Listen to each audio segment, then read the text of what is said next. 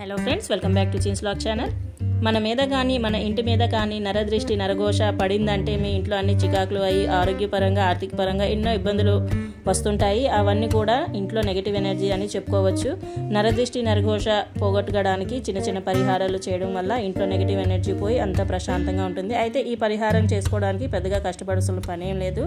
మనకు కావాల్సింది ఫస్ట్ ఈ కల్లుప్పు అండి, క్రిస్టల్ సాల్ట్, నిమ్మకాయ, మచ్చలు లేని నిమ్మకాయ అండి, నీట్గా నిమ్మకాయ, ఫ్రెష్ నిమ్మకాయ తీసుకోండి. లవంగాలు, ఇక్కడ నేనైతే 4 లవంగాలు తీసుకున్నాను. దీని ప్లేస్లో మీరు 3 అయినా 4 అయినా 5 అయినా ఎన్నైనా తీసుకోవచ్చు. నెక్స్ట్ పసుపు, కుంకుమ అండ్ సున్నం. ఈ వస్తువులన్నీ తీసుకోవాలండి. పెద్దగా ఖర్చు లేని వస్తువులన్నీ ఇవన్నీ ఈజీగా అవైలబుల్గా ఉంటాయి. ఇప్పుడు ఏం చేయాలంటే ఈ నిమ్మకాయని 4 భాగాలుగా కట్ చేయాలి. జాగ్రత్తగా అండి, కింద కట్ చేయకూడదు. ఇలాగండి మనం గుత్తి వంకాయ కూర వండుకున్నప్పుడు ఎలాగ 4 కటింగ్లు పెడతాం, సేమ్ అలాగే నిమ్మకాయని మాత్రం అలాగే కట్ చేసి ఇప్పుడు ఈ నిమ్మకాయలో మనం కొంచెం పసుపు, కుంకుమ నిండుగా పెట్టాలండి. ఈ విధంగా పెట్టుకోండి. అయితే ఈ పరిహారం మ్యాక్సిమం మీకు పౌర్ణమి, అమావాస్య చేయండి, చాలా మంచి ఫలితం చూపిస్తుంది. లేకపోతే సండే, ట్యూస్డే అండ్ థర్స్డే ఈ 3 డేస్ కూడా చేసుకోవచ్చు. ఈ పరిహారాన్ని ఎప్పుడైనా ఈవినింగే చేయండి, 6 తర్వాతే చేయండి, మార్నింగ్ మాత్రం చేయకండి. ఎప్పుడైనా మీ ఇంట్లో చికాకులు అనిపించినప్పుడు ఎప్పుడైనా చేసుకోండి. మీ ఇల్లు మాత్రం చాలా ప్రశాంతంగా ఉంటుంది. ఇప్పుడు పసుపు, కుంకుమ అన్నీ అంటించాం కదండి. ఇప్పుడు కల్లుప్పు కూడా చక్కగా ఉప్పు 4 ముక్కలకి పట్టేటట్టుగా శుభ్రంగా లోపలికి తోసియండి. ఇలాగా ఉప్పు అంతా సర్దేసాక ఇప్పుడు లవంగాలు పెట్టుకుందాం. నేను 4 లవంగాలు తీసుకున్నాను. ఈ విధంగా పెట్టుకోండి. ఈ లవంగాలండి మనం ఈ ఇంట్లో ధూపం వేస్తాం కదండి, ఆ ధూపంలో కూడా మీరు లవంగాలు వేసి ధూపం వేయండి. లక్ష్మీదేవికి చాలా ప్రీతికరమైనది. లవంగాలైనా ఏలకలైనా మీరు లవంగాలు వేసి కూడా ధూపం వేయండి. చాలా లక్ష్మీదేవి బాగా ప్రసన్నం అవుతుంది.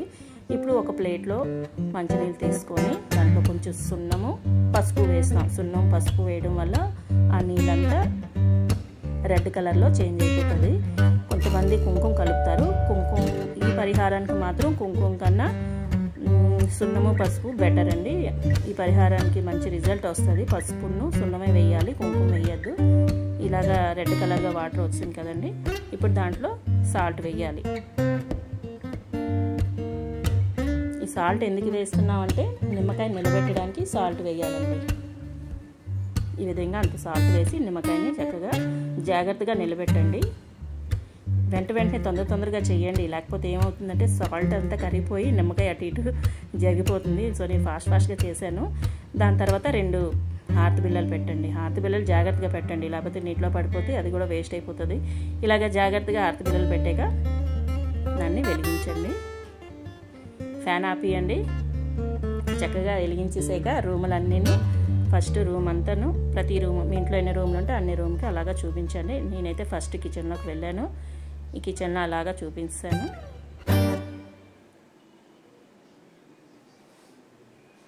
ఈ విధంగా రౌండ్గా తిప్పండి. తర్వాత బెడ్రూమ్లో కూడా, అంటే మీ ఇంట్లో ఎన్ని రూమ్లు ఉంటే అన్ని రూమ్లు అలాగా తిప్పండి చుట్టుగాను.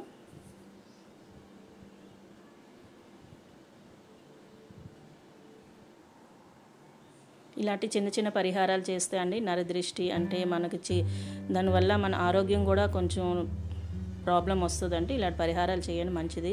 రూమ్లంతా తిప్పేసాక మెయిన్ ద్వారానికి వచ్చేసి 3 సార్లు క్లాక్ వైజ్, ఇంకో 3 సార్లు యాంటీ క్లాక్ వైజ్, 3 టైమ్స్ అటు 3 టైమ్స్ ఇటు 3 టైమ్స్ తిప్పేసాక ఆ నీళ్ళని పచ్చని చెట్లు అండి, ఎవరు తొక్కలేని ప్లేస్లో ఆ నీళ్ళని వేసియండి. తొక్కే ప్లేస్లో అసలు వేయకండి. తొక్కే ప్లేస్లో వేస్తే మళ్ళీ తిరిగి నరదృష్టి మనకే వస్తుంది.